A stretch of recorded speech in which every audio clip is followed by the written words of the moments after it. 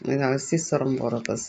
இது வந்து Vadasery bus stand புறப்பட்டு பழைய பஸ் ஸ்டாண்ட் நார்வேல் பஸ் ஸ்டாண்ட் போயிட்டு அப்புறம் கோட்டா ரயில்வே ஸ்டேஷன் வழியாட்டு சுசீந்திரம் போகும். அப்புறம் அங்கேருந்து ஈத்தங்காடு வழியாக கொட்டாரம் போய் கொட்டாரத்துலேருந்து டைரெக்டாக அரிசிஸ்வரம் போகிற பஸ். டைரெக்டாக அரிசிஸ்வரம் போகிறவங்க வந்து இந்த பஸ்ஸை பயன்படுத்தலாம். தேங்க்ஸ் ஃபார் வாட்சிங்.